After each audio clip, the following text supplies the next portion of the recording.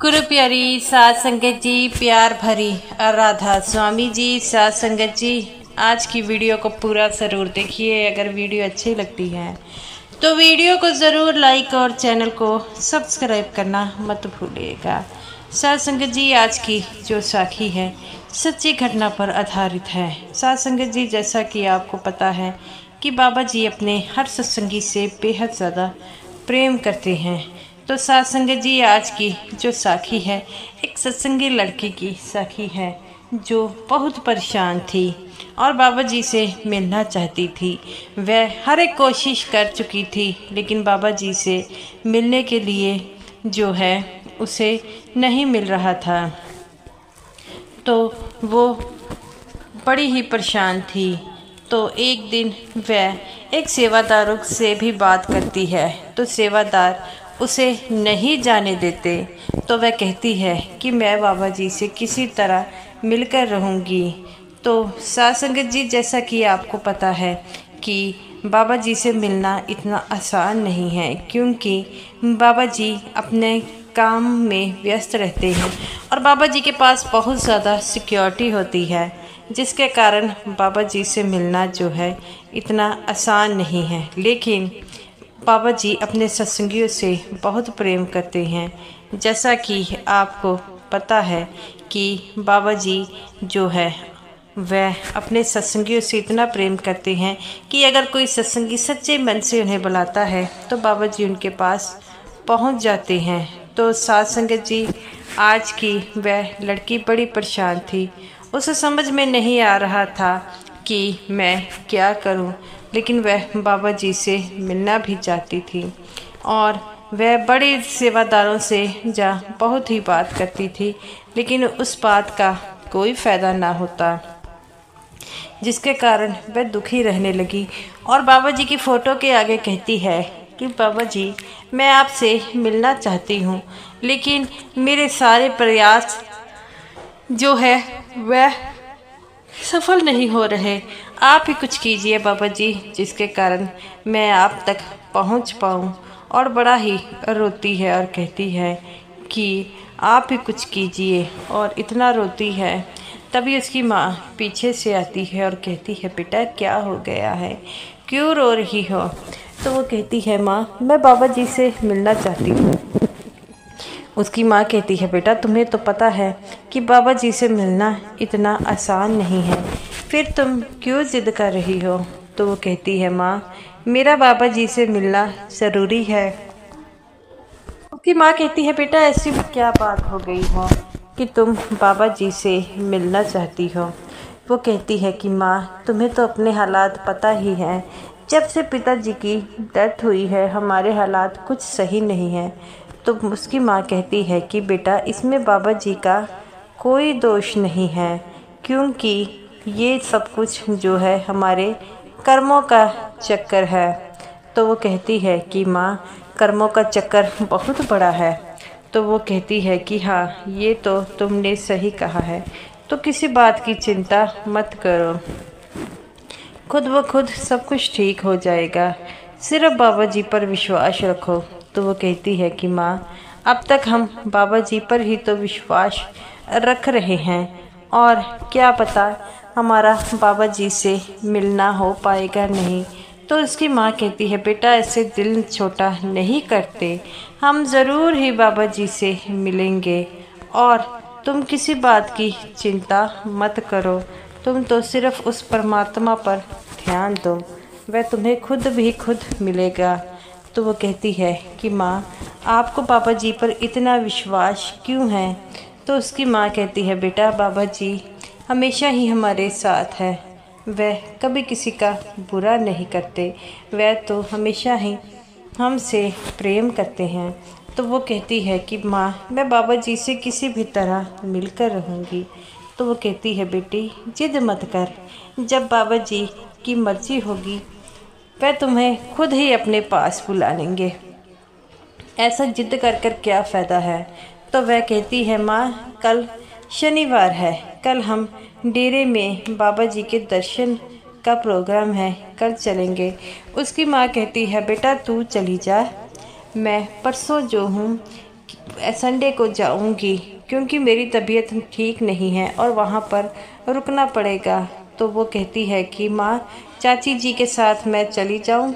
तो वो कहती है कि हाँ हाँ चली जाओ बेटा, और किसी प्रकार की चिंता मत लगाओ, और तुम जाओगी मुझे भी अच्छा लगेगा।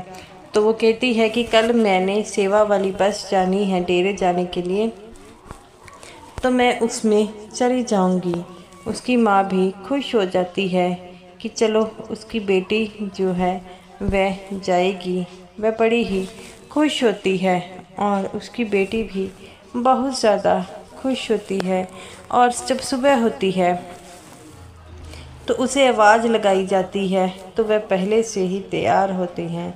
उसकी जो चाची होती है वह उससे कहती है कि चलो बेटा चलें। तो वो कहती है हाँ चाची, मैं तो पहले से तैयार हूँ। वह बेड़े वाली बस में बैठकर चली जाती है। वहाँ जाती है तो डेरे में काफ़ी ज़्यादा रश होता है। साध संगत जी, जिन दिनों बाबा जी का सत्संग होता है डेरे में काफ़ी ज़्यादा रश होता है। तो वह दोनों चली जाती हैं और दोनों ही पंडाल में जाकर बैठ जाती है। उसकी चाची कहती है कि अभी तो टाइम है, हम पहले ही आ गए। तो वो कहती है चाची, किसी बात की चिंता नहीं, हम यहाँ पर बैठ जाते हैं, और जब बाबा जी दर्शन देने आएंगे तो हम वहाँ से चले जाएंगे, बैठे रहेंगे। तो उसकी चाची कहती है ठीक है। ऐसे ही जो है वो सत्संग का समय शुरू हो जाता है और बाबा जी के आने का समय होता है और बाबा जी स्टेज पर आते हैं। स्टेज पर आते ही जो है बाबा जी ने सत्संग जो है शुरू किया गया और सत्संग शुरू हुआ। और उसके बाद कहते हैं कि सारी संगत बैठ जाएं, अभी 5 मिनट में बाबा जी कार में दर्शन देने आएंगे। और वह कहती है चाची, बाबा जी दर्शन देने आ रहे हैं। तो उसकी चाची कहती है कि बेटा, आज कौन सी नई बात है, जब भी हम डेरे में आते हैं तो बाबा जी दर्शन देने तो आते हैं संगत को। वह लड़की खुश थी, मानो जैसे उसे कुछ मिल गया होता है। तो उसकी चाची कहती है कि आज इसे क्या हो गया है, ये ऐसे क्यों बैठी है। तो वह कहती है कि चाची, आज मैं बाबा जी से मिलकर रहूँगी। तो उसकी चाची कहती है कि पगली हुई है, ऐसे बाबा जी से नहीं मिला जाता। तो वो कहती है कि मैं बाबा जी से मिलकर ही रहूँगी। इतना कहते ही वह जो थी वहाँ पर बैठी हुई थी। और जैसे ही बाबा जी आए तो वह लड़की खड़ी हो जाती है। सेवादार उसे बैठ के लाने की कोशिश करते हैं। सेवादारी बीबियाँ उसे पकड़ कर बैठाती है, लेकिन वह नहीं बैठती, और जिससे सेवादार बड़े परेशान होते हैं। वह इसे बैठने के लिए कहते हैं, ये नहीं बैठती, और रस्सी को टाप कर जो है वह बाबा जी के पास पहुंचने की कोशिश करती है।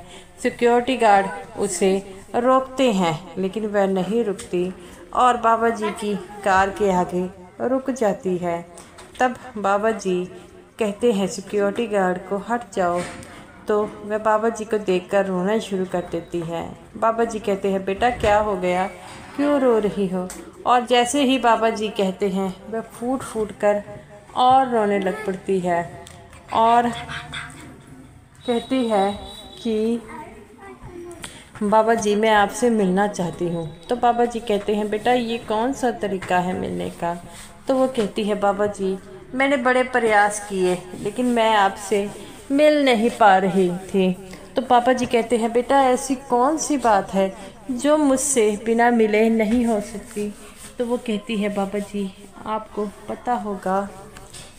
बाबा जी कहते हैं, मैंने कई बार कहा है कि ऐसे मत किया करो, क्योंकि ऐसे करने से आपको ना कुछ हासिल होगा ना मुझे होगा। तो वो लड़की कहती है, बाबा जी मैं बड़ी परेशान थी। तो बाबा जी कहते हैं, बेटा ऐसे परेशानियां सॉल्व नहीं होती, बताओ क्या बात थी। तो वो कहती है कि बाबा जी कुछ समय पहले मेरे पिताजी की मौत हो गई। घर में मेरी माँ और मैं अकेली हूँ। तो बाबा जी कहते हैं, बेटा अगर मैं आपकी कोई मदद कर सकूँ तो मुझे ज़रूर बताइए। तो वो कहती है कि बाबा जी, जैसा कि आपको पता है कि हमारे घर में बड़ी गरीबी है, तो मैं आपसे मदद मांगने आई हूँ। बाबा जी कहते हैं, बेटा मैं कौन होता हूँ मदद देने वाला? वो सच्चा मालिक है जो सबकी मदद करता है। और किसी बात की चिंता मत करो, मैं अभी सेवादारों को कह देता हूँ, तुम्हें जिस चीज़ की ज़रूरत होगी वो देंगे। लेकिन ऐसे मत किया करो, ऐसे सारी संगत भी डिस्टर्ब होती है। तो वो कहती है, बाबा जी मैं अपनी गलती के लिए शर्मिंदा हूँ। बाबा जी कहते हैं, बेटा जो कुछ है उस मालिक ने देना है, और हमसे जो बन पड़ेगा हम आपके करेंगे। लेकिन किसी बात की चिंता मत करो, तुम और तुम्हारी माँ यहाँ डेरे में आकर रह सकती हैं। जब तक तुम्हारे हालात ठीक नहीं होते तुम यहाँ पर रहना, और बाकी किसी बात की चिंता मत करना, क्योंकि मेरे रहते हुए किसी बात की चिंता करने की ज़रूरत नहीं है। तो वो कहता है कि बाबा जी आप बिल्कुल ठीक कह रहे हो। तो बाबा जी कहते हैं कि बेटा ज़िंदगी जो है वह बहुत बड़ी है और किसी बात की चिंता मत करो। बाबा जी कहते हैं, बेटा ज़िंदगी में मुश्किलें आती हैं, लेकिन हम उस मुश्किलों से घबरा जाते हैं। तुम्हें उन मुश्किलों से घबराना नहीं है और संभाल करनी है। और जो मालिक पर विश्वास करता है, मालिक हमेशा ही उसके अंग संग रहते हैं। तो वह कहती है, बाबा जी मन डोल जाता है।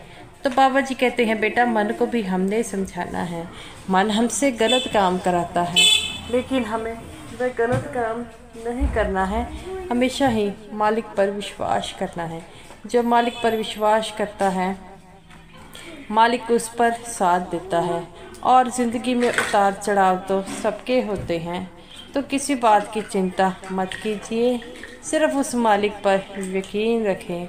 वह मालिक आपके साथ हमेशा है, और उस मालिक के बिना हमारा साथ कोई भी नहीं देगा। तो वो कहती है, बाबा जी आप बिल्कुल ठीक कह रहे हैं। तो बाबा जी कहते हैं, बेटा चिंता मत कीजिए, आप तो सिर्फ उस मालिक पर ध्यान रखें और ऐसे गलती मत कीजिए जैसी आज की है। ऐसे करने से बाकी संगत भी डिस्टर्बेंस होती है और आपको भी डिस्टर्बेंस होगी। तो वह कहती है, बाबा जी मैं अपनी गलती के लिए बड़ी शर्मिंदगी महसूस करती हूँ। तो बाबा जी कहते हैं, बेटा जब तक हम उस मालिक पर विश्वास रखते हैं वह हमारा कुछ भी नहीं होने देता। तो बाबा जी उस लड़की को कहते हैं कि बेटा अब जाकर अपनी सीट पर बैठ जाइए, और किसी की तरह की अगर आपको कोई परेशानी आती है, दिक्कत आएगी तो मुझे ज़रूर कहना। तो वो कहती है, बाबा जी आप बिल्कुल ठीक कह रहे हैं। बाबा जी कहते हैं, बेटा किस्मत जो होती है वह पलटती रहती है, कभी हमारे अच्छे दिन आते हैं कभी बुरे, लेकिन हमें घबराना नहीं चाहिए। मालिक हमारी कोई परीक्षा लेता है जिसके कारण हमें जो है ये दिन देखने पड़ते हैं। अब तुम मालिक की कृपा जो है तुम पर हमेशा होगी, सिर्फ उस पर विश्वास करोगी तो, और भजन सिमरन करो। भजन सिमरन की ताकत ही ऐसी है जो हमें हमारे मालिक के साथ जोड़ती है। अगर हम भजन सिमरन करते हैं तो हम चाहे 7 समुंदर पार क्यों ना हो, मालिक हमेशा ही हमारे साथ है। ये बातें सुनकर वह फूट फूट कर रोने लग पड़ी और कहती है, बाबा जी मैं अपनी गलतियों के लिए शर्मिंदा हूँ, और मुझसे जो बड़ी भूल हो गई है मैं उसके लिए आपसे माफ़ी मांगती हूँ। और बाबा जी ऐसी ही कृपा जैसी आप हम पर बनाई है सभी सेवादारों और सत्संगियों पर बनाई। तो एक सेवादार बीबी उस लड़की को ले जाकर उसकी सीट पर बिठा देती है। वह लड़की सीट पर बैठ जाती है लेकिन रोने लग पड़ती है। उसकी चाची भी इसको डांटती है कि बेटा तुम्हें ऐसा नहीं करना चाहिए, ये गलत है, तुम्हें पता है ना बाबा जी ने ऐसी चीज़ें मना की है, तो फिर क्यों करते हो। तो वो कहती है, चाची मैं जोश में होश खो बैठी और मुझसे बहुत बड़ी गलती हो गई। तो गुरु प्यारी साथ संगत जी ये रही मेरी आज की वीडियो। और जब भी डेरे जाएं बाबा जी की कही हुई बातों का सत्कार ज़रूर करें। अगर वीडियो अच्छी लगती है तो वीडियो को ज़रूर लाइक कीजिएगा और समूह साध संगत जी को मेरी तरफ से प्यार भरी राधा स्वामी जी।